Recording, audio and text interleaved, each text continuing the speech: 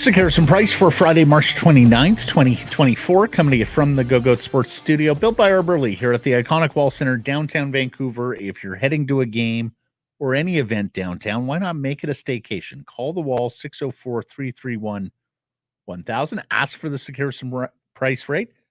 Some blackout dates may apply. Matt Sekeres alongside Irf Gaffar sitting in for Blake Price this week. Grady Sass hitting switches, conducting things. Big show coming up for you.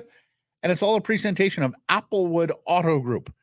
We're right now at Applewood Nissan Langley, the 2023 Nissan Qashqai. You can finance from 2.99% up to 36 months. And the 2024 Nissan Leaf up to $13,000 cash back, including rebates. It's all good at Applewood.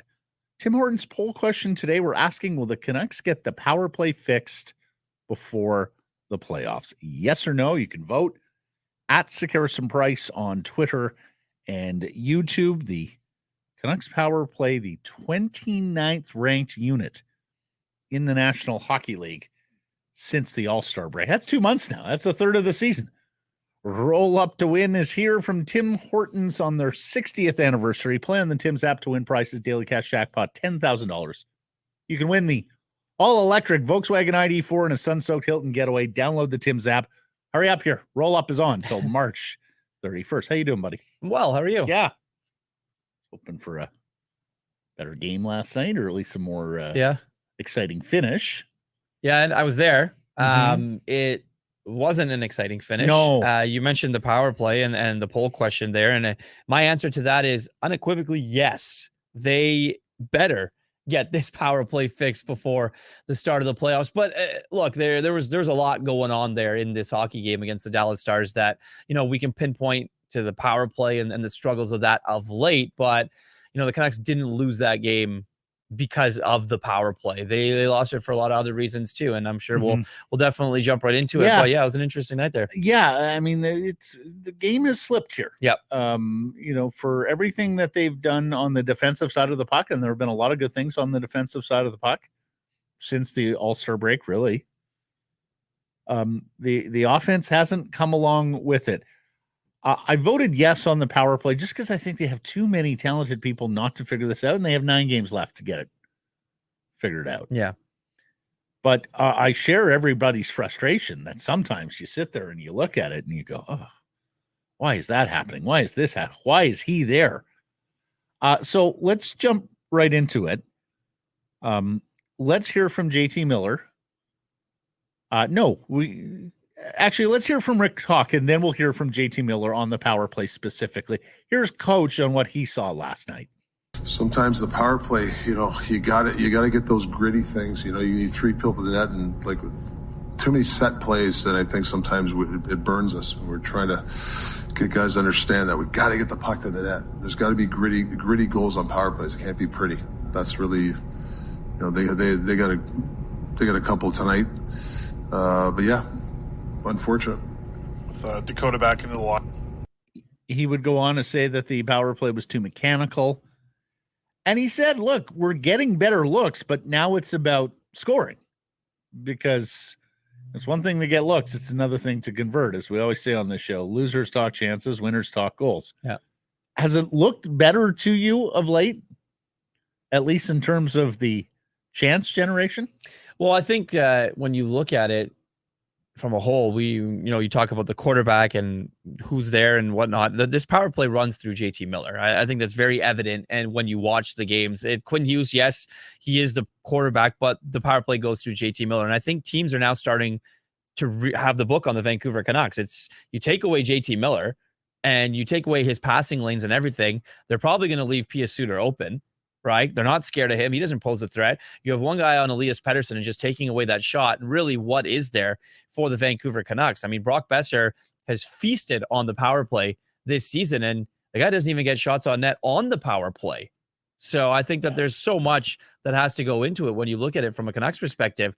To be completely honest, it's personnel. You got to load it up, and you got to just create chances. For so much of this season, Matt, it's making things simpler if you're the Vancouver Canucks, and what they're not doing is shooting the puck, which is why Coach, I think, is on this tip now. Yeah. Which is why Coach is messaging this now.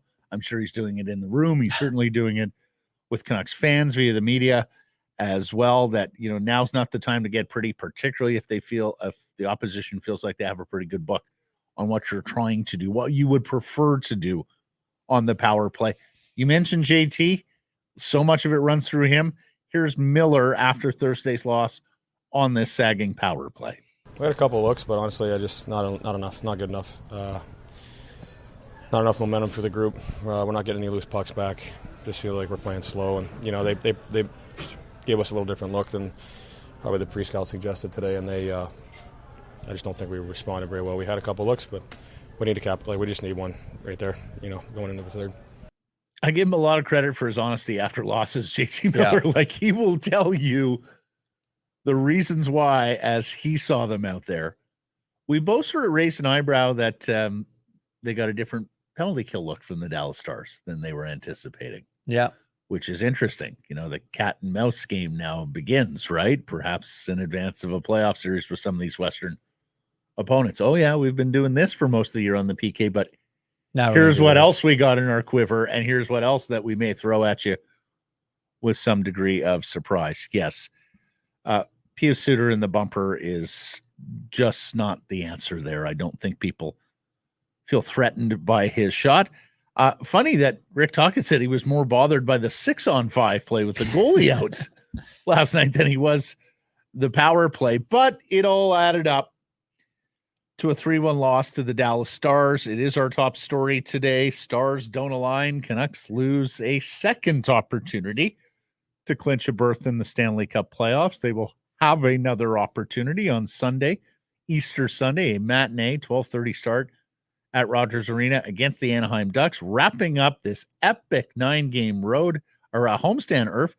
And lo and behold, suddenly a matinee against Anaheim is kind of a big game. They would have a losing record on this homestand if they drop this game to the Ducks. Oh, yes. The big matinee on Sunday that everyone's looking forward to. And, we talked about it earlier in the week that, we suggested that, it's probably going to be a Arturs Silovs game.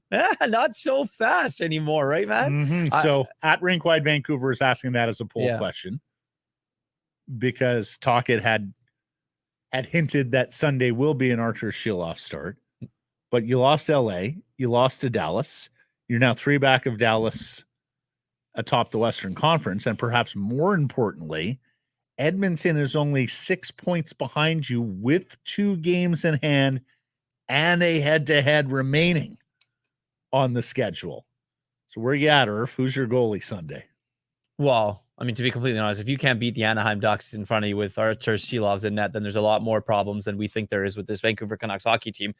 Having said that, I think that they should still go to Silovs and you go to DeSmith in that game in Vegas. I just think that that's probably a more fair thing to do for Silovs, who hasn't played this year in the NHL, but instead of throwing him to the Wolves right there in Vegas, who, the crowd's going to be on you. It's an important game for the Vegas Golden Knights as well. So I think you go with the kid. And I think that, we've also talked about it earlier in the week. You play hard for your goalie. You play even harder for your backup. But a third-string guy coming up on an emergency basis, you're going to have to play hard on Sunday. And you need the win. You get everybody's attention with that guy in the goal. I'll disagree just because they have a back-to-back next week with Vegas and Arizona. So I'll say play Silovs on the second of the back-to-back in Arizona. It's funny you mentioned the game being big for Vegas as well. The Vegas Golden Knights have crept out of the final wild card spot in the Western Conference. They are up to the 3rd place playoff finisher in the Pacific Division. They lead the Kings by a point, LA with a game in hand, so that could flip-flop volley back and forward here. And, of course, we know the Vancouver Canucks are I should say no. They are likely to finish first in the Pacific still. Trending towards that direction. Let's say that.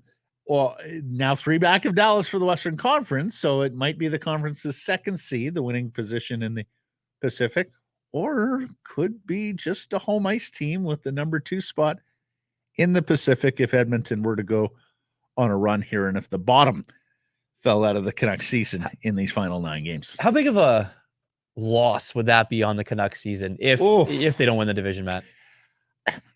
I've allowed myself to think of this now because for a while there, I looked at it and went, just not likely. Not a chance. Yeah. But the Canucks have, let the Oilers play themselves back into it. I think it would be hugely dispiriting for everybody involved, for the market, for the organization, for the coaching staff, and for the players. I think it would be an absolute awful sort of last impression. We're standing over the golf ball, and the second you draw the club back and you just have that negative thought that shoots through all the time. I would sort of equate it to that, right? Where you've taken the club back, but you've had that holy shoot, something's not right. You haven't committed. There is a lack of confidence in whatever you're about to do. I wonder if that would befall the Vancouver Canucks, if in fact they did fall for.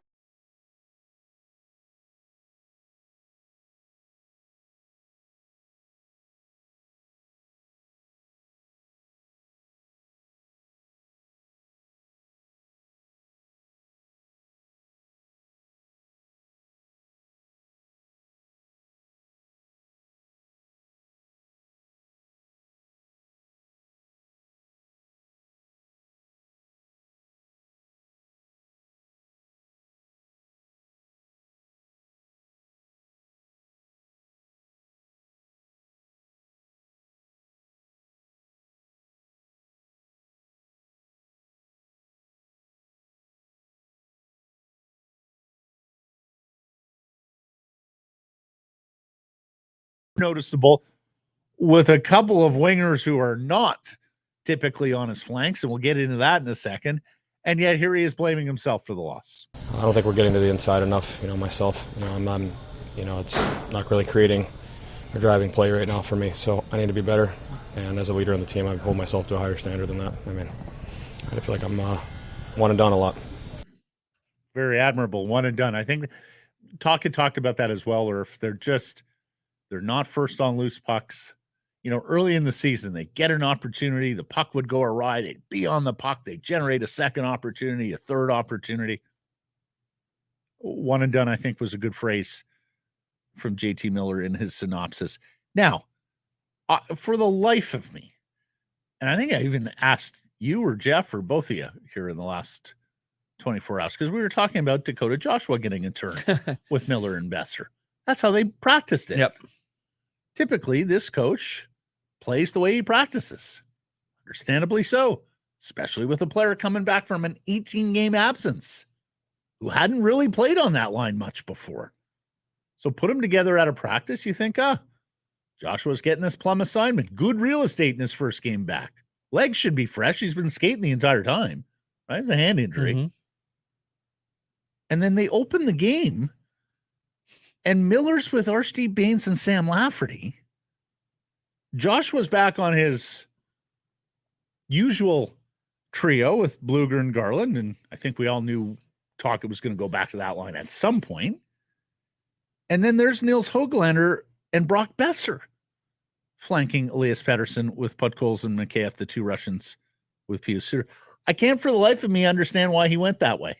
I think the happiest person that it should have been was Elias Patterson, to be completely honest. He gets, he's playing with his buddy again, and then he gets Brock Besser, who's the guy that's probably going to get to 40 goals this year. But I'm of the mind where, you get Dakota Joshua back, but maybe I think it's a feel safe thing or trusting your players in different situations. That what you're probably going to get out of that line because they had that chemistry. They knew they were going to be good. I think it was more putting Archie Baines in a position to succeed with JT Miller as up the lineup, as opposed to having him play in the bottom six forward group. Well, and that's fine, but I think you could have still done that with Besser on the other wing. Like, there were so many things that surprised me about this. Number one, that you would split up Miller and Besser. I should say number one, that you practiced it entirely differently. Number two, that you split up Miller and Besser. I completely understand wanting to see Besser with Patterson and Höglander, because I think, that has the makings of a decent trio. But yeah, he hasn't thrown us, Rick Tocchet, many curveballs with his forward arrangements this year. we've had a pretty good book, and maybe it's that. Maybe he just felt like Dallas knew what was coming, so we're going to show you something entirely different, and maybe we screw up your pre-scout, much like the Stars did with the Canucks and their different penalty killing arrangements. So, anyways, we'll see how they line it up. We'll see how they line it up on Sunday against the Anaheim Ducks. Saw a lot of complaining about officiating last night on Twitter, on the timeline surrounding the game. Yeah. I'll just ask you plainly, what did you make of the officiating? Did you understand some of the complaints? Yeah. I mean, if you're a Canucks fan right now, you're looking at everything and clutching and grabbing because the team's not playing well. So you're going to blame it on the refs, which you have a point in some cases, but the Robertson high stick, you watch it 100 times. If they don't have enough conclusive evidence, they're not going to turn it over. And that happens night in and night out in the NHL. The NHL officials aren't looking for Teddy Bluger to high stick Wyatt Johnson in front of the net and take a 2-minute penalty with 3 minutes left in the hockey game. No, they're not doing that. So you can have your beef with the officials, and there can be all the conspiracy theories that Bettman doesn't want this, that, and the other Canucks to go far. The Canucks shoot themselves in the foot a lot of times. Yes, the officiating does have some bad calls, and they do around the National Hockey League, but yesterday wasn't on the officials.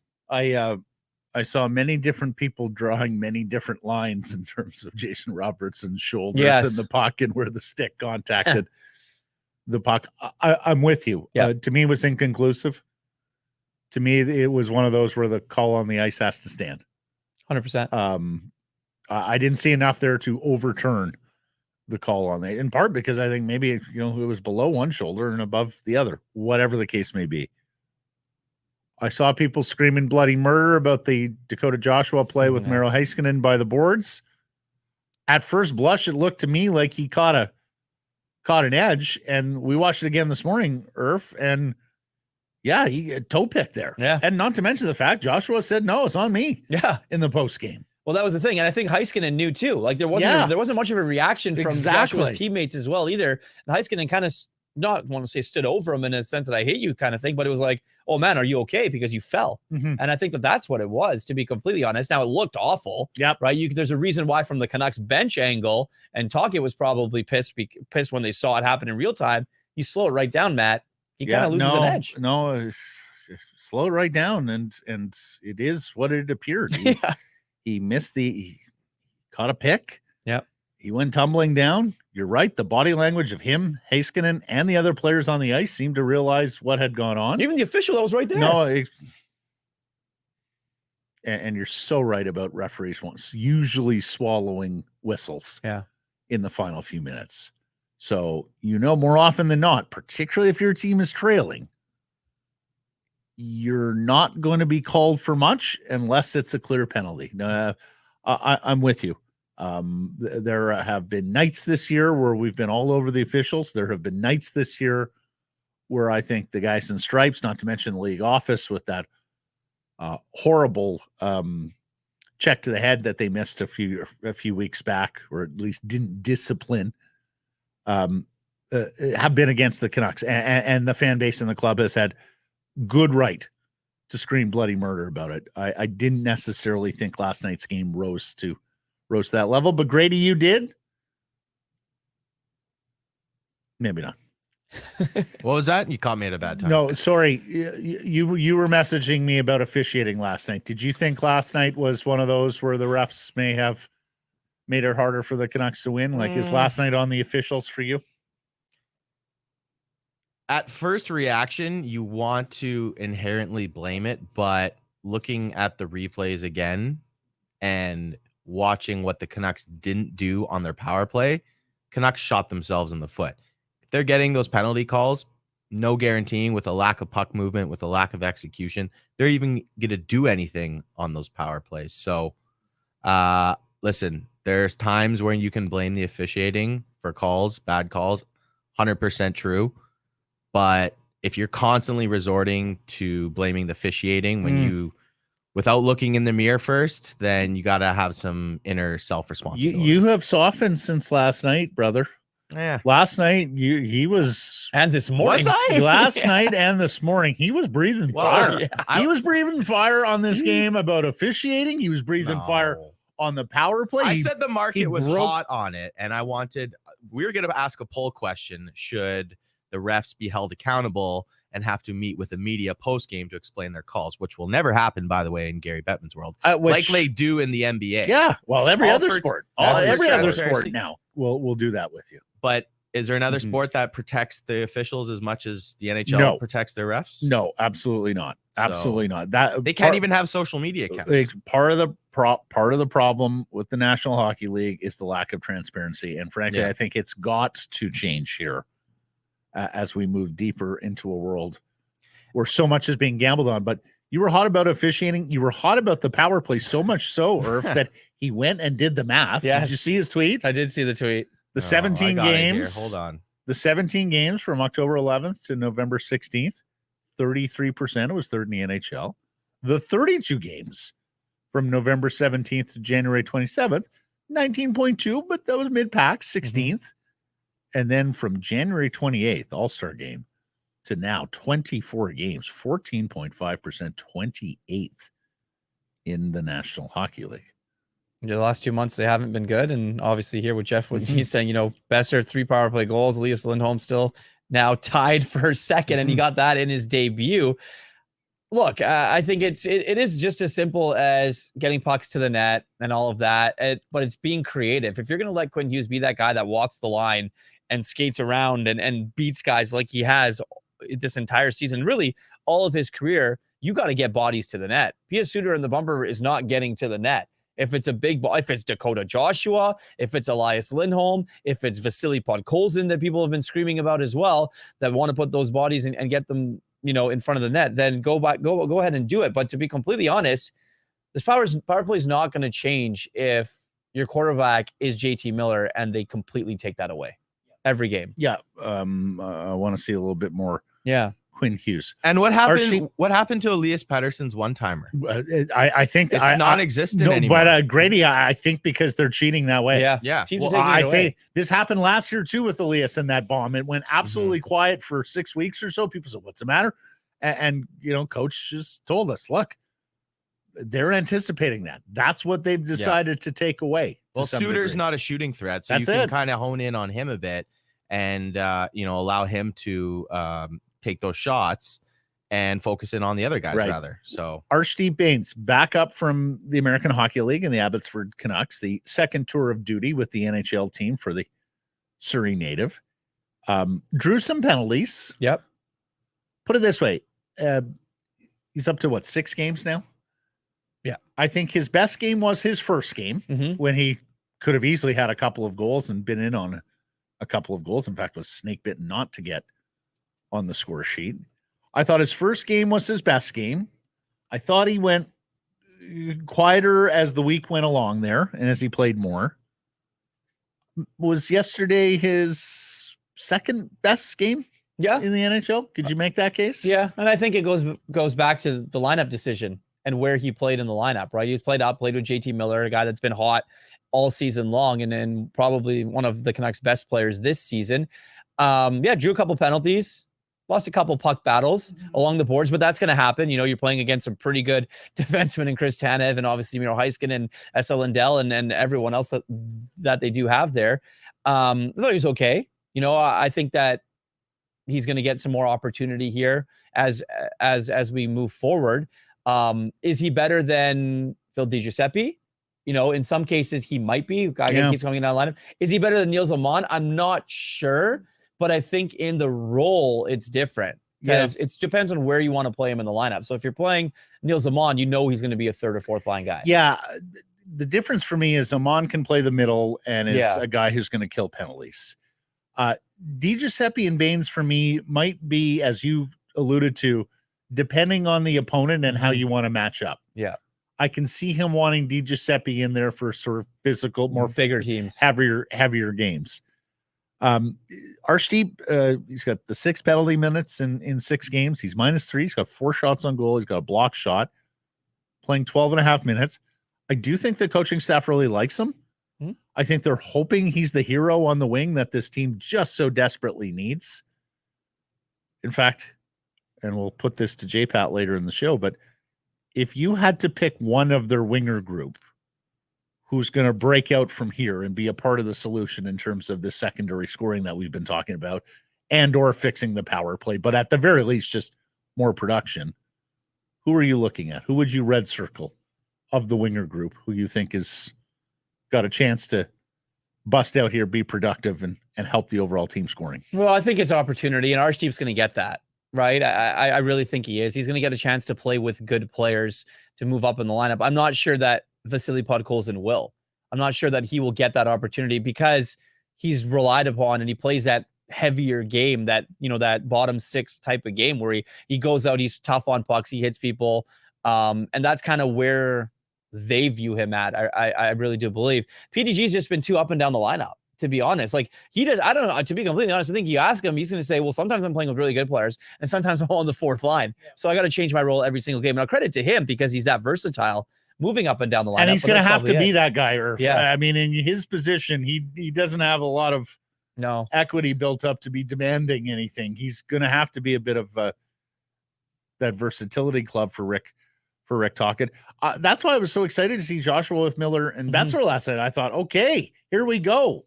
Maybe this is the guy who on that wing, if he can play the way he did with Bluger and Garland, then wow, now you're cooking here with what you got at JT Miller down the middle, creating, and with Brock Besser, of course. And we know Brock can shoot the puck and is a good goal scorer. Anyways, I'd like to see that line at some point because I do wonder if Joshua is your best hope amongst this winger group to really step it up and help the scoring, the secondary scoring, whatever you want to call it, even if it's not on the power play. Yesterday, we talked about playoff tickets, Irf. Yes.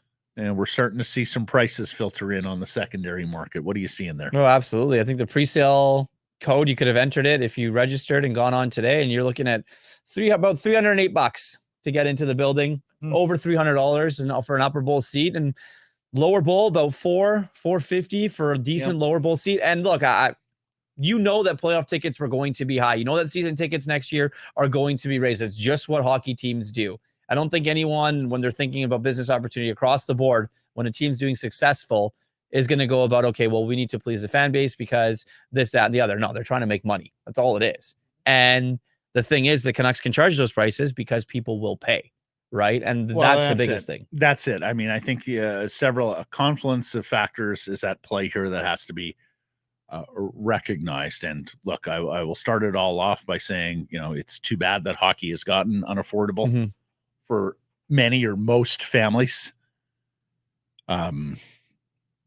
I think that the face prices are like $200 as a get in. That's the secondary market we're looking No, that's at. that's off the that's the face. That's the face. Okay, of, so off 300 of the Canucks presale. Yeah. Well, look, that's awfully high. We have not had the Stanley Cup playoffs here in 9 years. This is an events town. This is a Canucks town. This is a team that has been first place. So I can understand why and you're absolutely right, Irf. I mean, they are going to go like hotcakes. Like, this is a wealthy market and many people want to be on this train. So that's the market forces at play here. Spit out get in prices of $300+ Don't love it, but I completely understand it. Yeah. And I think that, look, playoffs in this city, I mean, everyone that's watched this team or been around and covered this team, this city's electric. Oh. It absolutely is. The building's always a buzzing if you're in it, around it, the areas, the surrounding restaurants and businesses, all the local businesses, everyone thrives when this team is doing well. Now, are people taking advantage by raising ticket prices? I don't think so, because I do think that if you look around the league in some other markets, Vegas Golden Knights tickets aren't cheap.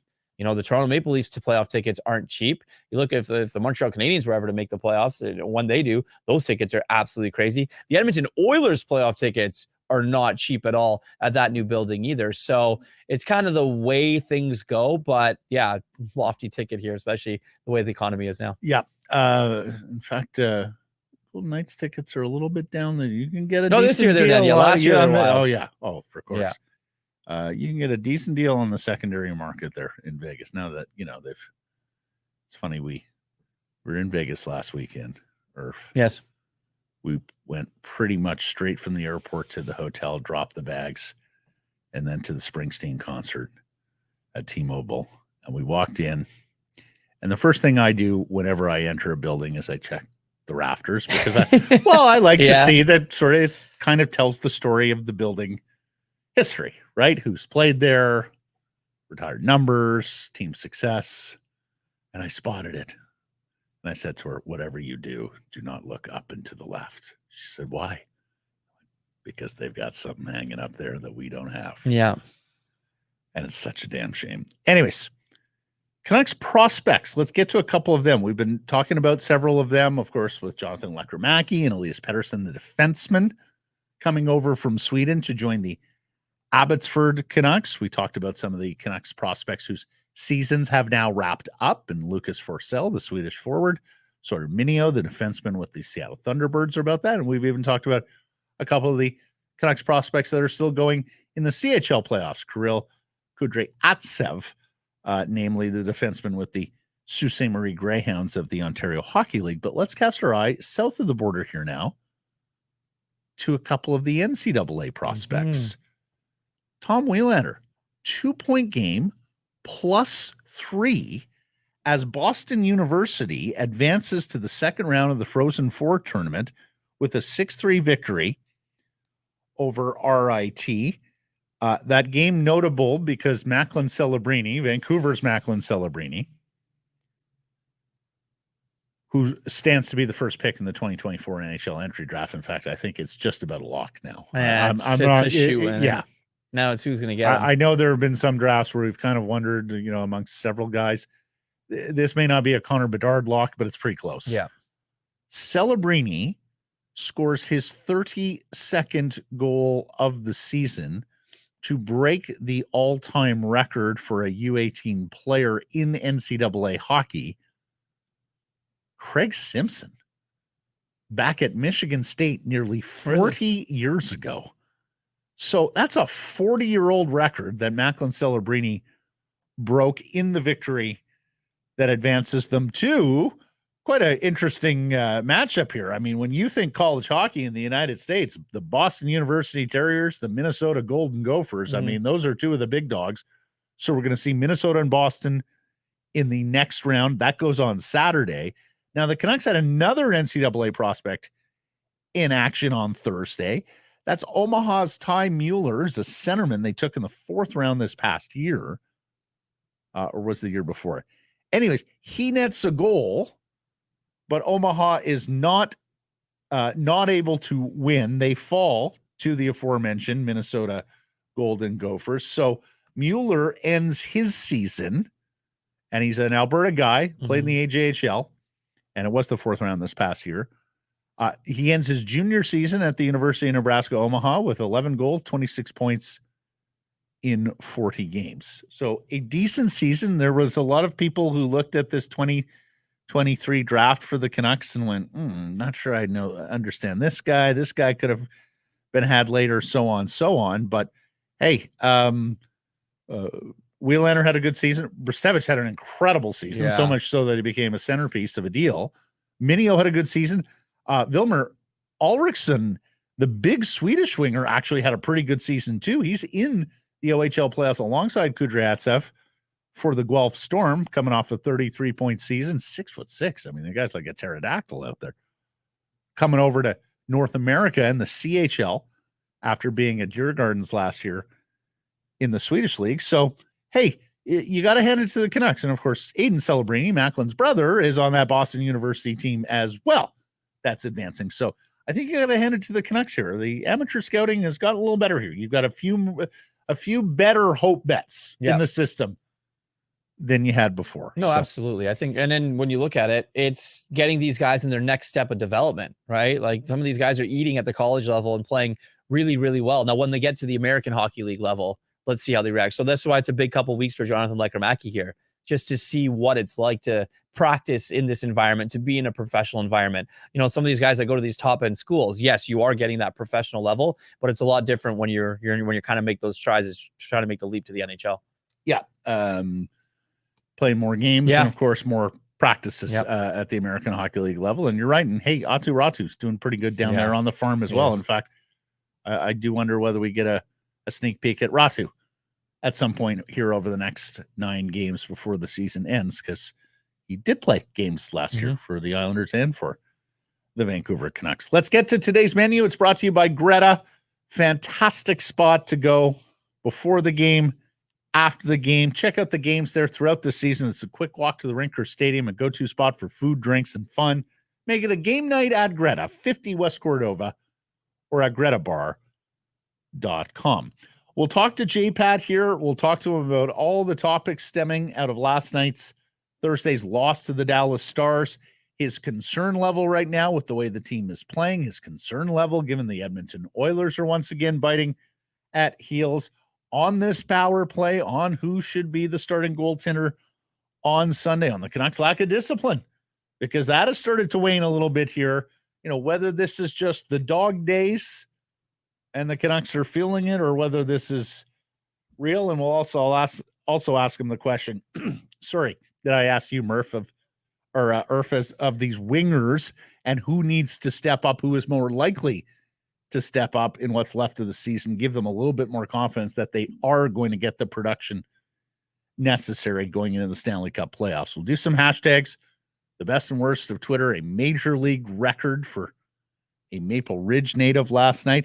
And we'll go to the people, and we'll hear from you folks on all sorts of Vancouver Canucks related topics.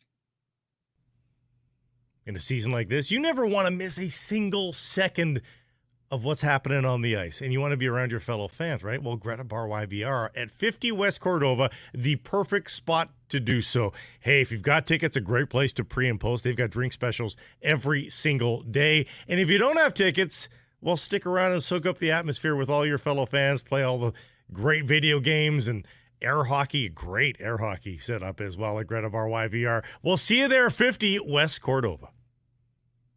Hey, you. No, not you. You. Are you an owner-operator? You have a fleet of trucks or cars?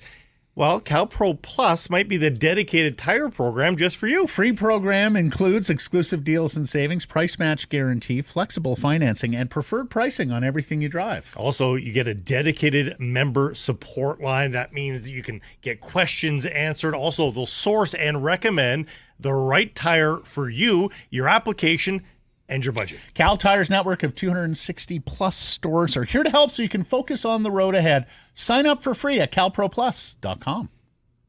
Joining us now, Jeff Patterson of Rinkwide Vancouver, covered the loss to the Dallas Stars last night. He'll be back at it Sunday and matinee Sunday against the Anaheim Ducks.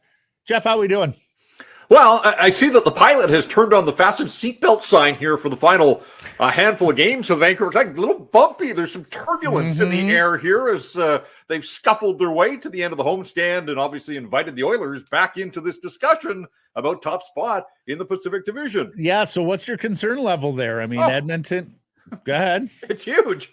You got to score some goals. Like, hey, you can say defense wins championships, but you can't win games 0-0, and ask the Dallas Stars of 2007 how that worked when they had the 3 shutouts against the Canucks but ended up losing in 7 games because they just couldn't score enough goals on Roberto Luongo. So there's still time. I mean, I keep coming back to that. There's time for Lindholm to maybe get healthy. There's time to rest up Thatcher Demko. There is time to sort through some of these issues, but my goodness, these last couple of games against good quality teams that are going to be there in the playoffs as well, it leaves you wondering where exactly has the offense gone for the Vancouver Canucks. You mentioned can't score goals. Now, 5-on-5, we can definitely see that. Obviously, JT Miller having to play with who he had to play with yesterday, Archie Baines and Sam Lafferty. But Jeff, let's see the writing on the wall here and the power play and its troubles and its continued troubles. What's the level of concern, obviously, in these parts and for people covering the team is huge. What don't you like about the Canucks power play right now? Well, I don't like the attitude of the players and even the coach who continues, and maybe this is just the psyche of pro athletes, but they refuse to see this as an issue. They keep saying that it's not a big deal, that things ebb and flow. But sorry, when you're 29th in the NHL over basically a third of the season, that's an issue. And, one thing that's not getting talked about enough, guys, is Brock Boeser doesn't have a power play goal this month. Like, forget the homestand. Extend that beyond to the 3-game road trip that started the month here. Leads the Canucks with 15 power play goals on the season. And this is more of an indictment of the players around Brock Boeser. We know that Brock doesn't create on his own. Brock is at his best when he's in concert with others. He needs the puck in scoring areas. Well, Brock's established himself. He's had a really good season, 37 goals, 15 on the power play. And we've talked about this notion of him being one of the better net front guys in the NHL this year with tips and screens and rebounds. And what that tells me is that pucks are not getting funneled to the front of the net for Brock Boeser to do what he does best. So, yeah, you look and you say 11 games without a power play goal for Brock Boeser. How can that make sense? Well, it makes sense because they're not getting pucks anywhere close to the net. They had 6 minutes of power play time against the Stars and managed 4 shots on goal. Like, think about that, 6 minutes with the man advantage. Most of it spent in the offensive end. Obviously, you have to do the odd retrieval. But 6 minutes of power play time, and you can only get 4 pucks to the front of the net. And I can't even remember quality scoring chances or really even many good looks with the man advantage. So if it's going back to the drawing board, I think what's worked for you this season, well, Brock Boeser has worked well on the power play. Figure out a way to get him involved here over these final few games of the season. Well, then we'll ask you the Tim Hortons poll question, Jeff. Will they get it fixed by the playoffs? And I'd also like you to expand on what Tocchet said this week about why Nils Höglander hasn't gotten a shot there. Do I have confidence? No, because I've watched them bang their head against the wall and continue to trot out the same looks, essentially. Look, I don't want to dump on Pia Suter, but he's not the answer. And it's not really his fault. He's being asked to do more than could possibly have been expected of him. But as that left shot bumper option, he's not the guy. And you've seen a few times, and look, Jamie Benn, he was the bumper option for the Dallas Stars. Bang, bang, back of the net. Again, Pia Suter is doing what's being asked of him, and he's, the coach taps him on the shoulder, you're going to go play, but not a lot of finish there. He has 1 goal in his last 25 games, by the way, and it came at even strength. So he hasn't scored on the power play in a long time, and that goes for a lot of these guys, obviously, just 4 goals on the power play this month. So, I have said I don't know the downside of trying Nils Höglander in that spot, and yet Rick Tocchet was asked point blank about it after the morning skate on Thursday by Farhan. And Tocchet, he started down this road of, well, we tried Höglander on PP2 on the left half wall, and there have been a couple of, and then he stopped and he changed course and he didn't really finish his sentence, but it was pretty clear that there were a couple of instances that they didn't like what they saw. But nobody's asking Nils Höglander to be the half wall guy. If it's about hammering pucks from the bumper, I just don't see the downside of trying it. If it doesn't work, then look for plan. Well, it wouldn't be plan B by then. They're well on to C, D, exactly. E, F. We'll do our alphabet here. But I just think it's time. Like the 4 guys that they've got, they're going to stay out there. And then it's a question of finding that 5th. And I still think there is a little bit of time here to audition. But yeah, I mean, Tocchet then went on to say that, look, too many people in this market are trying to press Höglander into positions that he's maybe not ready for. I thought a pretty throaty defense of the Canucks stance where Tocchet said, like, we think we're handling this guy properly. But he does have 22 goals on the season. He knows where the net is. If it comes to puck retrieval, he wins his fair share of battles. And if it's about getting greasy and heading for a loose puck that's lying in the blue paint, I think Nils Höglander could be your guy as well. So I don't see the downside. And that's, if they're not willing to experiment and try and sort of broaden their horizons, then no, I don't have a ton of confidence that they're going to get this corrected. And ultimately, we could be looking at the downfall of what was a once high-scoring Vancouver Canucks team when the playoffs begin next month. What do we think the chances are they're going to have an assistant on the bench next year with power play responsibilities? Because the head coach is still handling things, right, Jeff? Is that not the way they've got it set up, that it's Rick Tocchet and JT Miller? Yeah, I don't think it matters where the assistant is. This team has more assistant coaches on the ice than I've ever seen in my time covering the Vancouver. Like, they have 8 coaches out on the ice sometimes, which is incredible. I've seen other people that cover the NHL come to town and they remark, I see it in social, where the Canucks have 8 coaches on the ice. This is wild. I mean, it looked like a football team, and look, maybe hockey's been slow on the uptake in that regard. I don't think it matters where the coach is positioned. The work is done in the video room. It's done on the practice ice. And then ultimately it does come down to execution.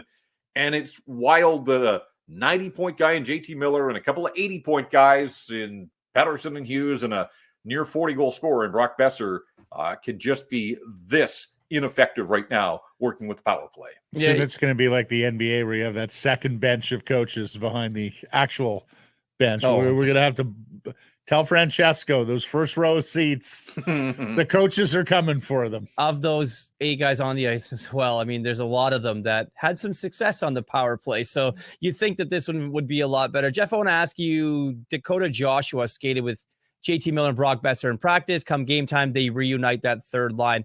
Were you surprised to see that? Or was it more of a case of you had to put JT Miller, just the way the centers worked, with a guy like Archie Baines because you didn't want to bury him down the lineup? Yeah, I think there was some of that, Irf. But look, I was surprised. Not surprised that Rick Tocchet would get back to Bluger, Garland, and Joshua at some point. But here's Dakota Joshua. He's been out for 6 weeks, and you practice him one day with JT Miller and Brock Besser, and then you plug him back in hoping that chemistry is going to automatically and magically reappear. And Joshua was fine. Like, he was physical. He didn't look out of place. Didn't look like he had missed a lot of time. But, yeah, when they warmed up, and I thought, oh, my goodness, the heavy lifting that you're asking JT Miller with Lafferty and Baines. And look, Archie drew a couple of penalties. I thought the speed was there. I thought he looked a little more comfortable than he did in the first go-round. But that said, he's one of 12 forwards out there and certainly wasn't expecting a lot of offense from him. And unfortunately, right now, that holds true for so many of them. And for a guy like Elias Pettersson, I'm not sure that he's had a better set of wingers all season long than Brock Besser on one side and his buddy Nils Höglander on the other.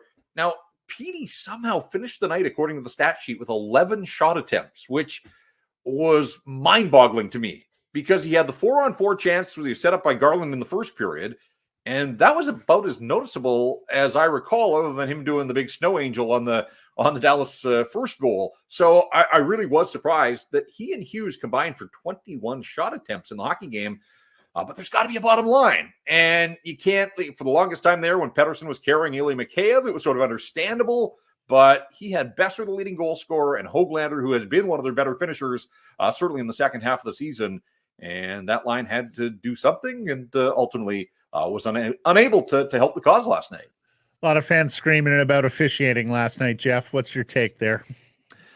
Boy, I have watched the replay of Jason Robertson batting that puck 100 times. And honestly, he's sort of leaning. Is the puck above his one shoulder? Yes. Is it above the other shoulder? I'm not so sure. Like, that one felt like a 50-50. And I did think the longer it went, and it was a lengthy delay in arena, I kind of thought they would find an angle that would help the Canucks in that one. And so I was a little surprised, I suppose. There were some other things along the way. Dakota Joshua got tangled up with Miro Heiskanen in the third period there. Certainly looked like contact before the puck arrived on the part of the Stars defenseman. Joshua, after the game, downplayed it, said we kind of tangled skates, and he wasn't really pushing for a penalty there. Whatever the case, we hear the ref suck chant all the time at Rogers Arena when your team's on the wrong end of the scoreline. I get the growly fans, but to me, it tracks back to 3 power plays, 4 shots on goal, no goals, and Dallas scored twice on the power play. So, the Canucks a little undisciplined with some of the penalties. Obviously, Teddy Bluger, he gets the stick up late in the game. Like, to me, that one was a call, and you needed a kill, and they couldn't get it in that moment. So the Canucks took 4 power plays, and the coach's challenge cost them a 5th one. So officially, Dallas went 2 for 5 on the night with the man advantage. But to me, the Canucks had 3 power plays. It wasn't like the power plays were 5-1 or 5-0. The Canucks had opportunities and just did nothing with them. I feel like those undisciplined plays that Rick Tocchet talks about are now becoming something that he talks about post-game all the time with the Canucks here. A little bit, a month ago all the time, and then they got better out on that road trip, and we all applauded them. That was a part of their success. Stay out of the box, don't give power plays. And look what they did, those wins in Los Angeles and Vegas, and then came home and spanked Winnipeg. But yes, it's kind of crept back into their game a little bit here. And so something to monitor, something to watch. And talked about, when you're not moving your feet, you're step behind, you're putting the hands and the sticks on guys. I think there was an element of that. Canucks need to play on their toes a little bit more here. And part of that, their fabric all season has been get the lead and extend it. Fell behind against Los Angeles and couldn't punch their way out of that blanket. And again, fell behind. I thought when they tied it at 1, I kind of thought, there you go. Like, that's your entry point. The crowd's into it. You've broken through. I thought they would harness the energy in the building and momentum, and obviously it didn't happen. They had a few chances in that second period. But discipline's going to be key. If you take a couple penalties in a game, Obviously, you help you're not leaning on the same guys to do the penalty killing. You get everybody involved. Again, I think that was a big part of that road trip at the start of the month was rolling 4 lines, getting everybody into the hockey game, all those types of things. And the more penalties you take, the more you're leaning on a select group. And let's be honest, guys, I think they could have used Elias Lindholm in their lineup, killing his many penalties, the face-off prowess, all that kind of stuff. So he's not available to them right now. You got to push on. But all of a sudden, Sunday's game against Anaheim takes on some significance now. If they lose to the Ducks, who play in Edmonton on Saturday afternoon, it'll be 3-4, 4-6 for the Ducks at the end of a long line on the road this week. Guys, if they lose to Anaheim, they will be under 500 on this homestand. A chance to absolutely put the hammer down and lock up everything available to them. So suddenly there's a little heft here on Easter Sunday afternoon. So I know there was talk about Arturs Silovs. Can you go to Silovs here, or is it got to be DeSmith given the stakes? Yeah, full off day for them here on Friday, so we're not going to get an answer to that. And with no morning skate on Sunday, it may go right down to warm-up time, essentially, to find out who leads the Canucks out onto the ice. All along, this one just felt like Casey DeSmith's played 7 straight starts, appeared in 8 since Demko went down. It just felt like the time was right and the opponent was right, but I'm not so sure now. Although Tocchet did say after the morning skate on Thursday that he and Ian Clark had talked and that, yes, they were going to get Silovs into a game here. So maybe that holds. And, if you can't beat the Ducks with I don't know what kind of performance you're going to get from Arturs Silovs, but he was fine last year in the 5 games he played in the National Hockey League. But this is, I do think there's a decision now where a win over Dallas was a no doubt slam dunk Silovs on Sunday. I'm not sure that it is as simple as that. And I just let me throw this in here too, guys, about Casey DeSmith, who has given the Canucks a chance to win every game here since he took over from Thatcher Demko. Hasn't given up more than 3 in regulation, gave up 4 to the Colorado Avalanche, the overtime goal on the power play. That said, 3-3-1 since taking over from Demko, the 3 wins against Calgary, against Montreal, against Buffalo, the 3 losses against Washington, against Los Angeles, against Dallas, and against the Avalanche. What do those 4 teams have that the other 3 don't? The 4 teams are above the playoff bar. The 3 teams that DeSmith has beaten are all below the playoff bar. Casey DeSmith has not beaten a team currently in a playoff position since a win in Nashville the week before Christmas. So if the Canucks are going to win the Pacific Division, they still have 2 to go against Vegas. They've got a game in Los Angeles. They've got a game against Edmonton. Maybe Demko's back for that one. But Casey DeSmith's going to have to author a signature victory here at some point. It's just a numbers game. And if they're going to win the Pacific Division, they're going to need some wins from Casey DeSmith. So he can't be expected to score goals. He certainly can't be expected to run the power play, although maybe he'd be all right in the bumper. Who knows?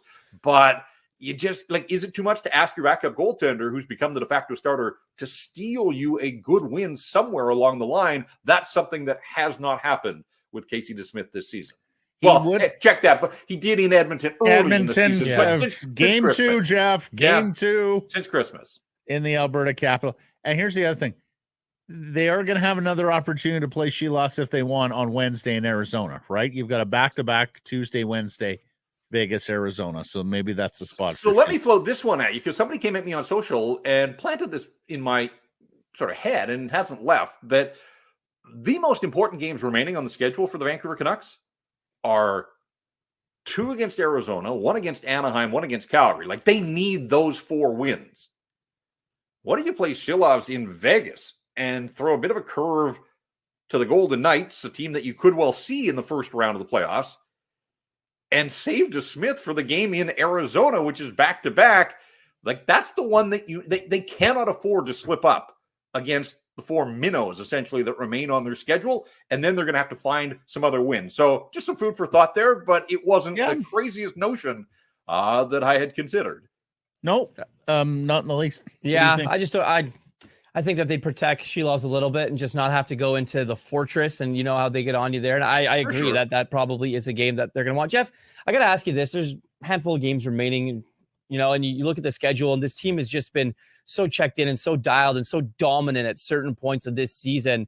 Is it fair to say maybe it's kind of just waiting for the playoffs now for this group? And every game is not going through the motions. You want to play well, you got to do things, but everyone has that, end of the line or light at the end of the tunnel, which is the playoffs, maybe guys are a little bit, I don't want to say checked out, but maybe it's just not all there. I hope not.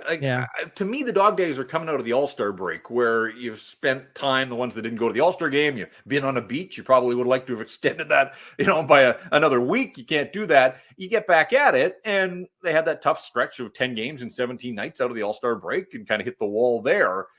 And then this was supposed to be, fuel for their fire. 9 straight at home, put the suitcases away, days off, rest days, practice days, all those types of things. And really through it all, they've kind of barely managed to keep their head above water. And yes, they've been without their starting goaltender. And yes, they've been without their key trade acquisition. But there's enough pieces there that, it is a little troubling to me. And yes, power play is the top priority, but Brock Besser had 24 goals at Christmas. He's got 13 since. Like, his production has basically dropped in half over the second half. Elias Paterson, he got 6 goals since the All-Star break, and one of them into an empty net the other night against Buffalo. And he had the big game against Buffalo, and I think we all thought, there it is, he's back, and really hasn't been a whole lot of flash in his game since. So JT Miller has been consistent throughout. Connor Garland, the pass that he makes, the play that he makes there on the only goal the Canucks score. Garland's going, Höglander's been going, but there just aren't enough guys to the point, and I tweeted this out, that 6 of their 12 forwards last night had 1 or no goals since the All-Star break. Half the forward group. Now, Joshua hasn't played a lot, and Erskine Baines hasn't, but Podkolzin and Bluger and Suter and Mikheyev. Ilya Mikheyev, guys, 1 goal in 41 games. Hockey season is 82 games long. He's on a 2-goal pace over the last 41 games. So then tell me this, Jeff. Mm-hmm. They need a hero on the wing. We know. We've known this for some time, that most likely to step up and be that hero on the wing. I'd like to think that Elias Pettersson could make whoever's on his wing that hero, to get him back and playing like he did for, one night only, limited engagement against Buffalo. They need that, Petey, for a run here over the final bunch of games and into the playoffs, obviously. Again, Besser picking up his pace. Now, the power play would go a long way to helping him. I want to see him get to 40. He's at 37. He's close. He got a bounce the other night against the Kings, and he's got time. But, ultimately, it's not just going to happen because you want it to happen. Guys have to get out there and make it happen. So when you're looking at scoring heroes, it's a pretty select group to try to figure out who's going to come through for them. You know what might help? Quinn Hughes has skated miles on the homestand and tried to make things happen. Philip Hronek, the guy that wants the $8 million, doesn't have a point in the last 10 games for the Vancouver Canucks. Yeah, I heard Ferraro say he thought it was his best game in weeks, though, last night. Did we like Hronek last night to that level? 5-on-5, they didn't give up a goal. The effort wasn't terrible. The performance wasn't terrible, but there are special teams involved. They went back to Hughes and Hronek, and you can understand why, trying to juice that offense, but it didn't necessarily work out. The one thing about Hronek that I don't get, guys, is for all the talk of the big heavy shot, and NHL Edge backs that up. He does have one of the best shots on this team. You would think a heavy shot once in a while would beat a goaltender cleanly, but beyond that, would produce some rebounds that a goalie just can't handle. And then there'd be that loose change. And that doesn't seem to happen with Philip. He only has 13 shots on goal through the 8 games of the homestand so far. So for a guy that's billed as having this big shot, I'd like to see him use it a little bit more than he has. So they take contributions from anywhere. It doesn't just have to be the forwards. Hronek's had a nice season, but as the heat sort of gone up around him and all the contract talk and everything else, his performance has sort of faded away here just a little bit. I think there's more for him to give over the final bunch of games. Marvelous stuff, Jeff. We'll be listening Easter Sunday after the matinee against the Ducks, and no show for us Monday, but we'll talk to you on Tuesday. All right, guys. Have yourself a happy Easter long weekend, and we'll catch up early next week. Hey, everybody. If you're enjoying what you're seeing here, then follow along with Sekeres Price on YouTube. I promise more content coming. The kids call it subscribe on YouTube. Well, how about liking it? Do that as well. Smash it right now.